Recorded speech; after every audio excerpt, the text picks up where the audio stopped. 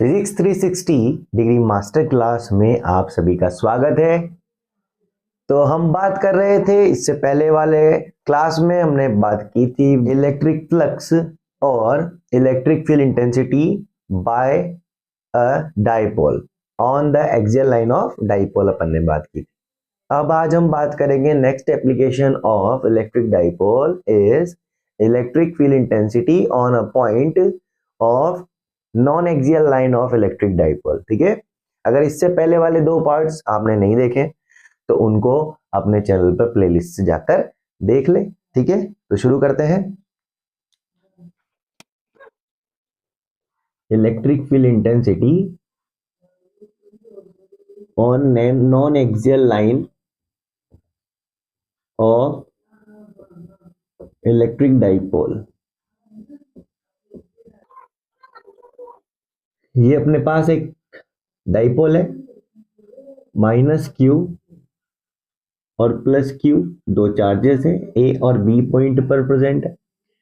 दोनों के बीच की डिस्टेंस 2a होती है, सभी जानते हैं आप लोग।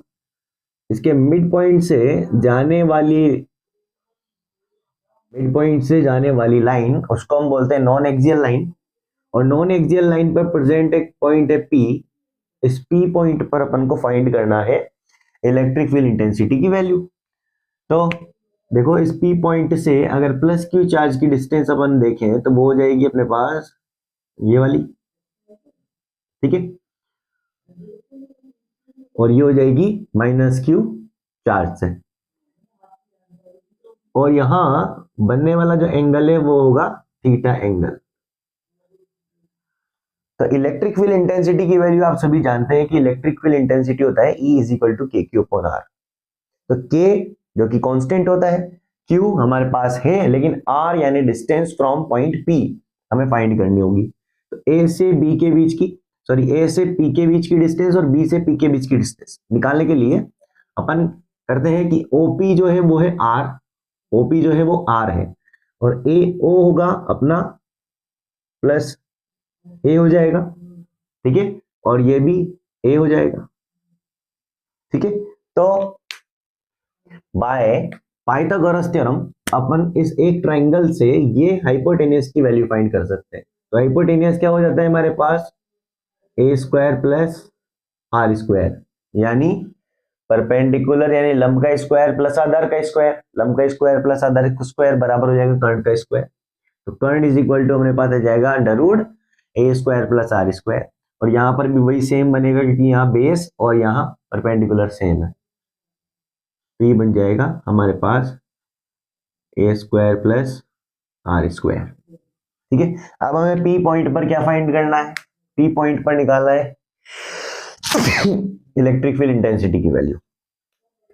इलेक्ट्रिक फील्ड इंटेंसिटी की वैल्यू निकालने के लिए अपन P से एक पैरेलल PS लाइन यहां ड्रॉ करते हैं, और यहां पर बनने वाला एंगल थीटा है, तो यहां पर भी थीटा ही बनेगा। क्यों? क्योंकि कैसे एंगल है, अल्टरनेट एंगल है, ठीक है ना, Z की शेप में बनने वाले एंगल्स हैं। तो अगर अपन बात करें कि माइनस क्यू से इलेक्ट्रिक फील्ड इंटेंसिटी की वैल्यू, इलेक्ट्रिक फील्ड इंटेंसिटी क्या होती है, पॉजिटिव टू नेगेटिव डायरेक्शन में, यानी इस डायरेक्शन में होगी E1, ठीक है, और पॉजिटिव टू नेगेटिव इस आउटर डायरेक्शन में हो जाएगी हमारे पास E2 की वैल्यू। डायरेक्शन की बात समझ लें कि यहां पर ने लिखा है E1 इस डायरेक्शन में, क्यों? क्योंकि इलेक्ट्रिक फील्ड इंटेंसिटी जो होती है वो पॉजिटिव टू नेगेटिव होती है, यानी नेगेटिव पर इलेक्ट्रिक फील्ड लाइंस आती है इनफाइनाइट से, और पॉजिटिव से इलेक्ट्रिक फील्ड लाइन बाहर निकलती है। तो P पॉइंट से बाहर की तरफ E2 हो जाएगा, ठीक है ना, इसको अपन ने E1 बोल दिया, इसको E2 बोल दिया, ठीक है भैया। अब यहां थीटा एंगल पर प्रेजेंट है E1 और E2 दोनों, तो हमें फाइंड करना है E1 की वैल्यू। अब E1 P के साथ में बनाता है एंगल, तो यहां पर इसके क्या हो जाएंगे, इसके हो जाएंगे हमारे पास यहाँ कंपोनेंट, यानी घटक में वियोजित कर देंगे। तो इस E1 के जो घटक हो जाएंगे, कंपोनेंट्स हो जाएंगे, तो थीटा के साथ में जो होता है वो होता है हमारे पास, थीटा के साथ में हॉरिजॉन्टल कंपोनेंट, तो E1 cos थीटा, और E2 के लिए भी ये थीटा होगा, तो इधर ही होगा E2 cos थीटा। E1 का वर्टिकल कंपोनेंट यानी ऊर्ध्वाधर घटक ये हो जाएगा, ये हो जाएगा अपने पास E1 sin थीटा, ठीक है। और E2 के लिए sin थीटा हो जाएगा अपने पास ये वाला E2 sin थीटा, ऊपर वाली डायरेक्शन में। कंपोनेंट्स आई होप आपको समझ में आ गए होंगे।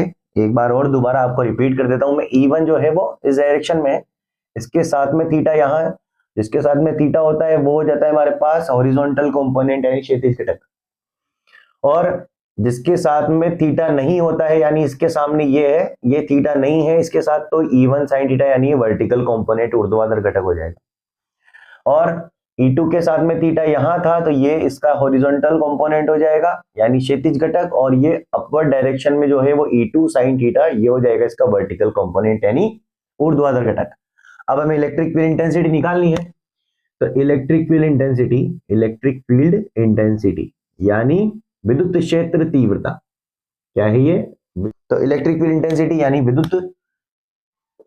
विद्युत क्षेत्र तीव्रता, विद्युत क्षेत्र तीव्रता का मान P पॉइंट पर निकालने के लिए E1 इज इक्वल टू हो जाएगा आपके पास KQ upon R square, R की जगह अपन ये डिस्टेंस लिख देंगे, यहां पर इसका स्क्वायर करेंगे तो ये बन जाएगा A square plus R square, equation number 1 हो जाएगी। इसकी डायरेक्शन जो होगी वो क्या हो जाएगी, PA डायरेक्शन में, ठीक है। और E2 जो है वो ये हो जाएगी इलेक्ट्रिक फील्ड इंटेंसिटी, ये माइनस Q चार्ज के लिए है, और ये विद्युत क्षेत्र तीव्रता ये हो जाएगी प्लस Q चार्ज के लिए। E2 is equal to KQ upon A square plus R square, equation number 2। इसकी डायरेक्शन हो जाएगी BP डायरेक्शन में, ठीक है, BP डायरेक्शन में ये हो जाएगा। अब देखें कि दोनों का मैग्नीट्यूड जो है वो सेम है, दोनों का E1 और E2 दोनों का मैग्नीट्यूड क्या है, सेम है। अब यहां देखें कि जो साइन और ये साइन E1 sin थीटा और E2 sin थीटा दोनों का मैग्नीट्यूड सेम है लेकिन डायरेक्शंस अलग अलग है, तो ये वर्टिकल कंपोनेंट जो है वो एक दूसरे को कैंसिल आउट कर देंगे। और यहाँ E1 और E2, E1 cos थीटा और E2 cos थीटा ये दोनों क्या है, दोनों हॉरिजॉन्टल कंपोनेंट है और दोनों की डायरेक्शन भी सेम डायरेक्शन में, तो डायरेक्शन सेम होगी तो दोनों ऐड हो जाएंगे। तो यहां लिखते हैं अपन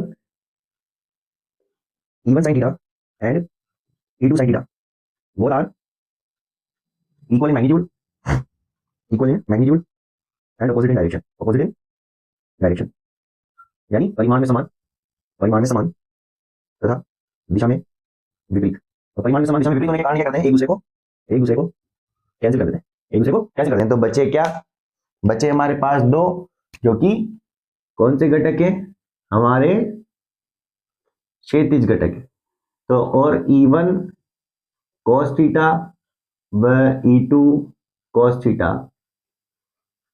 दोनों जुड़ जाते हैं क्योंकि इनकी दिशाएं क्या है, समान है। तो ये तो हट गए। अब हमें मिलेगा E की value E1 cos theta plus E2 cos theta के बराबर, यानी यहां पर हम लिख सकते हैं क्योंकि E1 बराबर E2 के है तो मैं इसको ऐसे लिख सकता हूं, E1 को E2 लिख दो या E2 को E1 लिख दो, तो E इज इक्वल टू हो जाएगा E1 cos theta plus E1 cos theta, तो दो हो जाएंगे ये, तो जुड़ के हो गए हमारे पास 2E1 cos theta, equation number 3। अब E1 की वैल्यू अपन इक्वेशन नंबर 1 से यहां लिख सकते हैं, तो ये क्या हो जाएगी, by equation 1 E is equal to 2KQ upon R square plus A square और cos थीटा। अब आपको क्या करना है, बिल्कुल सिंपल है कि cos थीटा की वैल्यू यहां से किसी भी एक ट्राइंगल से cos थीटा की वैल्यू निकालनी है। cos थीटा क्या होता है, cos थीटा की वैल्यू निकाल देते हैं अपन। cos थीटा होता है हमारे पास बेस अपॉन हाइपोटेनस, यानी आधार बटे कर्ण, आधार बटे कर्ण यानी बेस अपॉन हाइपोटेन्यूज। तो cos थीटा बेस हो जाएगा हमारे पास a, इस किसी भी ट्रायंगल से ले सकते हैं a, और हाइपोटेन्यूज से a square plus R square का रूट। ठीक है, तो ये हो जाएगा आपके पास cos थीटा, cos थीटा अपन यहां लिख सकते हैं। तो लिखो cos थीटा जब लिखेंगे तो ये हो जाएगा E is equal to 2 k q a upon a square plus R square multiply a square plus R square की होल पावर 1/2। इसको लिख सकते हैं अपन 1/2, तो इसकी पावर 1 और इसकी पावर 1/2, 1 प्लस 1/2 3/2 हो जाएगी। और ये देखो लिखा हुआ है 2aq, तो ये बन जाएगा हमारे पास E is equal to k multiply 2aq divide by a square plus R square की होल पावर 3/2। अब वही कहानी जो हमने एक्सियल लाइन पर कही थी कि because r is more greater than a then r square is also more greater than a, तो r स्क्वायर ऑलमोस्ट इक्वल हो जाएगा r square plus a square, यानी r square plus a square को अपन r स्क्वायर लिख सकते हैं, यहाँ लिख दो। तो ये बन जाएगा, ये आपके पास मिल जाएगा आपको E इज इक्वल टू, और ये साथ में 2aq, ये 2aq क्या बन जाएगा P बन जाएगा। तो E is equal to KP upon R square की होल पावर 3/2, और 2 से ये हो जाएगा कैंसिल 2, तो ये E इज इक्वल टू बेटा मिल गया आपको KP अपॉन R क्यूब। और आप देख सकते हैं ये अपन ने निकाला है निरक्ष पर, यानी नॉन एक्सियल लाइन पर, और एक्सियल लाइन पर क्या था, वो था E is equal to 2kp upon R cube, ये अक्ष पर था। तो अगर इन दोनों में रिलेशन अपन बनाए तो ये हो जाएगा आपके पास E निरक्ष इज इक्वल, तो E निरक्ष अगर यहां लिखता हूं तो ये 2 से मल्टीप्लाई होगा, यानी इसके डिवाइड में आ जाएगा, यानी E अक्ष अपॉन 2k इक्वल ये हो जाएगा। आई होप आपको ये बात समझ में आई होगी। मिलते हैं नेक्स्ट पार्ट में, तब तक के लिए धन्यवाद। चैनल को सब्सक्राइब करना ना भूलें और अपनी इस मास्टर क्लास के साथ बने रहें और अपने दोस्तों के साथ इसको शेयर जरूर करें।